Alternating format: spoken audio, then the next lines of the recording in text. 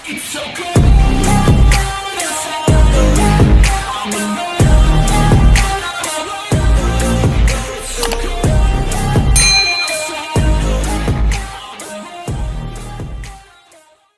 perempuan ini baru lahir. Seluruh badannya ditumbuhi oleh bulu. Ayah kandungnya menganggapnya seperti monster.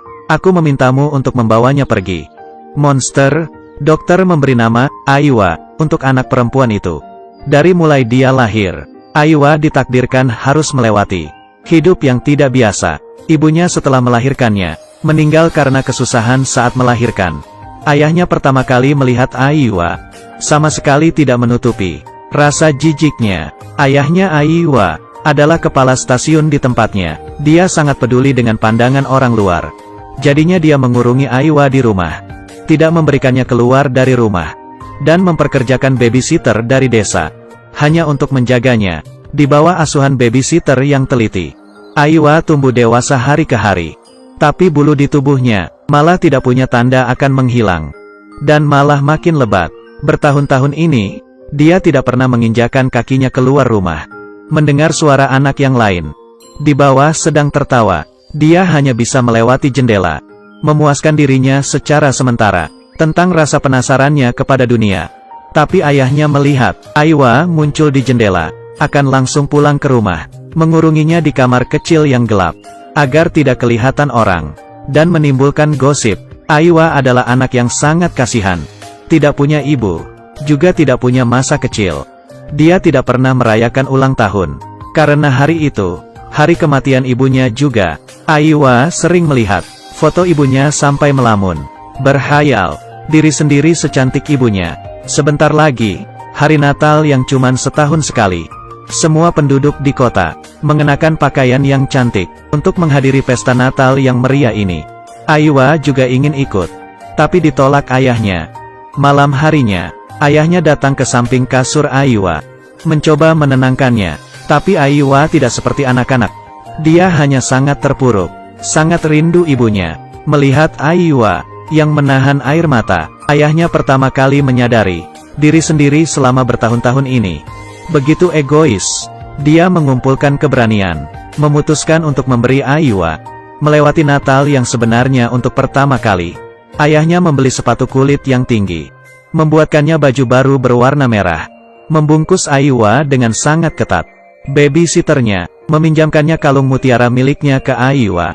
Kamu terlihat seperti Tuan Putri.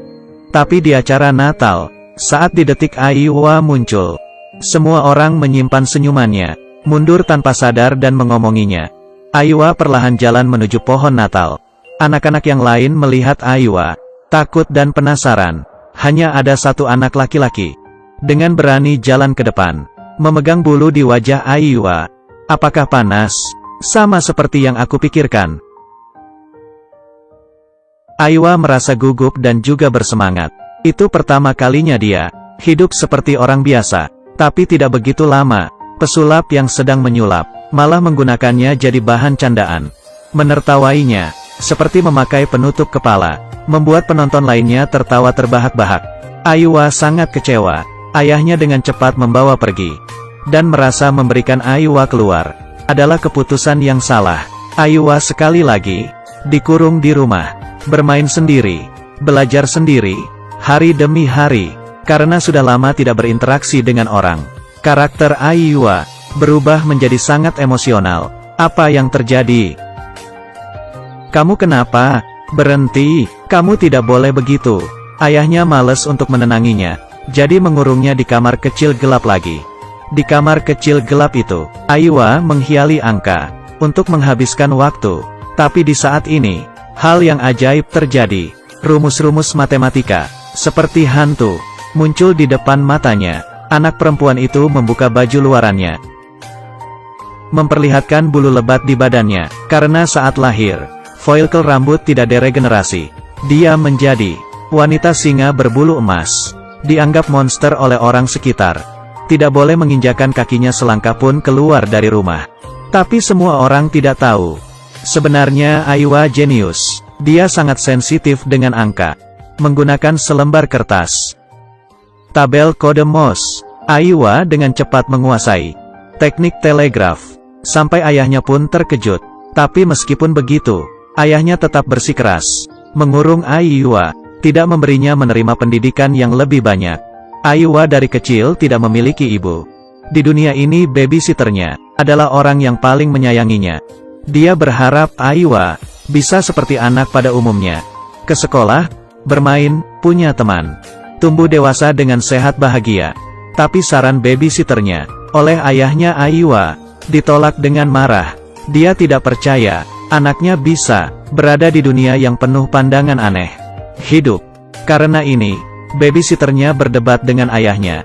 Lalu kehilangan pekerjaannya. Setelah kepergian babysitternya, Aiwa sangat merindukannya, berubah menjadi seperti arwahnya tidak ada di badannya.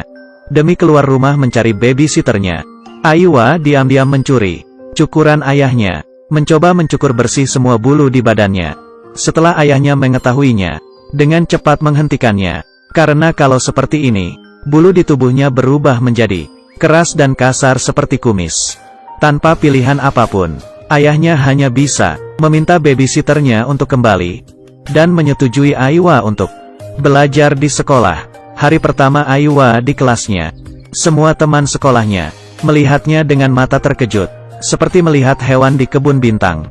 Setelah pulang sekolah, mereka mengelilingi Aiwa, memukuli dan menendangnya. Bahkan ada bocah yang mencabut bulu di badan Aiwa, mengangkatnya seperti barang kemenangan. Setelah pulang rumah, ayahnya bertanya kepada Aiwa, "Bagaimana sekolah hari ini?" Aiwa berbohong berkata, semua berjalan lancar, karena dia ingin lanjut sekolah. Dalam hatinya paling ngerti, kebebasan ini dapatnya sangat susah. Jalan yang dipilih sendiri, biarpun terluka, juga harus dijalani. Karena sering diganggu oleh teman sekolahnya, Aiwa mulai bolos, sendiri membaca buku di pinggiran danau. Lalu sendirian tumbuh dewasa menjadi anak gadis. Hari ini di meja makan, ayahnya membawa berita baik. Di dalam negeri akan membuka seminar penyakit kulit. Di dalamnya berkumpul berbagai jenis para ahli, dokter ternama, yang mungkin bisa mengobati penyakit Aiwa. Aiwa dengan penuh harapan bersama ayahnya memulai perjalanan. Di kereta api ayah dan anak tidak peduli pandangan dari orang sekitar. Bersama memakan malam, memikirkan tentang masa depan, percaya dengan semuanya akan pelan-pelan membaik. Ayahnya mengantar Aiwa ke seminar. Dokter-dokter langsung maju ke depan, melihat Aiwa tanpa mengedipkan mata, sama sekali tidak peduli dengan perasaannya. Malamnya, Aiwa di koridor bertemu dengan seorang pasien. Pria ini badannya ditumbuhi sisik merah, tampangnya sangat menakuti orang. Tapi bagi Aiwa, dia akhirnya menemukan sejenisnya. Pria itu mengundang Aiwa untuk duduk di kamarnya. Dia memberitahu Aiwa, dia bekerja di sirkus. Di dalamnya ada berbagai jenis orang yang aneh, ada saudara kembar Siam, dan juga raksasa dan kurcaci. Pria ini mengundang Aiwa bergabung dengan mereka. Menceritakan pengalamannya, membuatnya melihat dengan jelas satu hal. Orang seperti kita, selamanya tidak akan diterima di dunia orang normal. Hanya di sirkus, Aiwa baru tidak dianggap monster. Disitulah rumah yang sebenarnya. Kamu bisa merasakan kebahagiaan, merasakan diperlukan, dan rasa dicintai, bisa memenuhi kemauan sendiri. Aiwa merasa percaya tapi merasa tidak percaya juga. Tapi omongan pria itu tetap di hatinya, menanami biji. Berbaring di ranjang, Aiwa tidak bisa tidur. Ini adalah film yang sangat tidak populer. Ratingnya 7.1, hanya 778 orang yang memberikan rating. Tapi ini adalah film yang sangat bagus. Menceritakan tentang seorang gadis yang menderita penyakit berbulu banyak. Dari didiskriminasi, bangkit pelan-pelan dari kontroversi, sampai akhirnya mengendalik takdirnya sendiri. Dia bernama Aiwa, sekujur tubuh ditumbuhi bulu berwarna emas. Dia membuka bajunya dan berdiri di bawah lampu, menahan tatapan-tatapan dari dokter-dokter. Mereka mengatasnamakan penelitian, mengelilingi Aiwa, dan menggunakan gunting menggunting bulunya. Tidak ada sama sekali terhadap manusia. Rasa hormat yang paling dasar. Aiwa tidak ingin di sini lagi sedetik pun.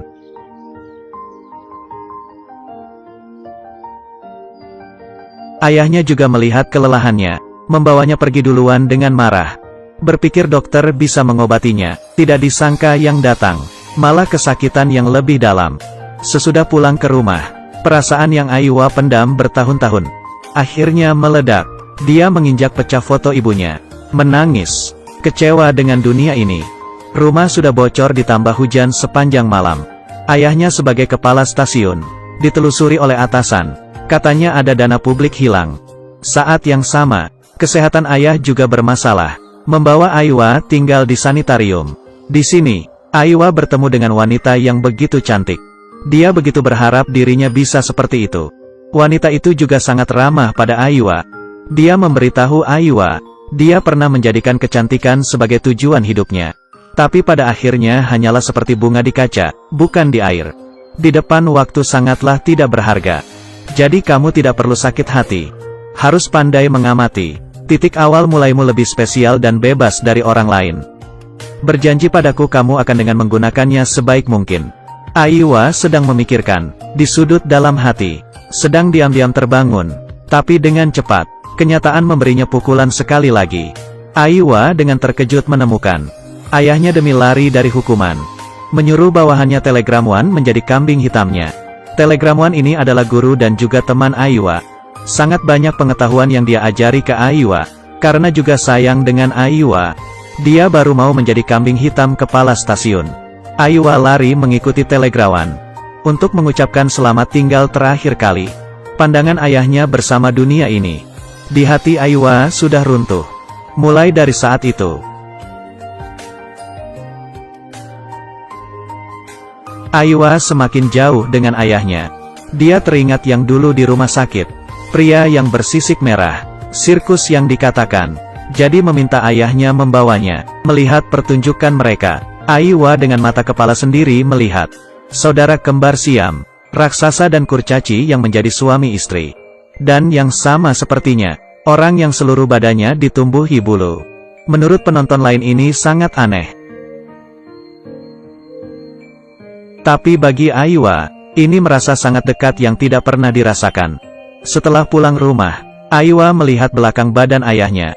Diam-diam memutuskan diri, dia meninggalkan sepucuk surat, pergi tanpa memberitahu, dan memutuskan untuk bergabung ke sirkus. Aiwa mulai saat itu mengikuti sirkus tampil setiap tempat di negaranya. Sampai sudah tumbuh dewasa. Tapi Aiwa tidak menerima nasib seperti ini.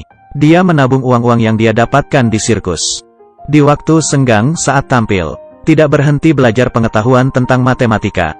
Di dunia matematika, dia menemukan rumahnya yang sebenarnya. Sudah terkumpul uang dan pengetahuan yang cukup.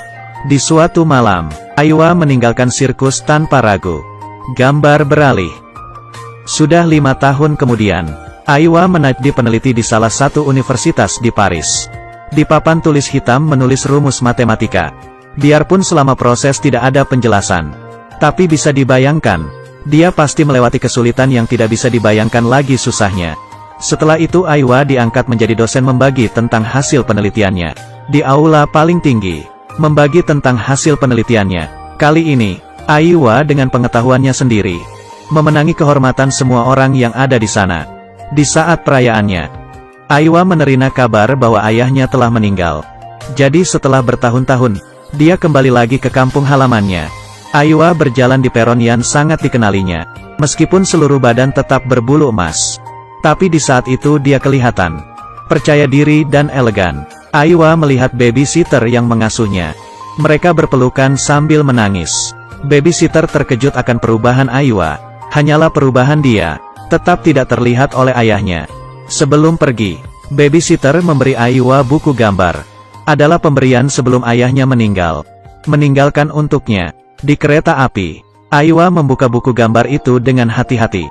Dalamnya adalah Aiwa dari kecil sampai besar, di waktu yang berbeda, dan juga cinta yang dalam dari ayah. Film ini bernama Legenda Wanita Singa. Dirubah dari novel populer tahun 2006 dari Norway.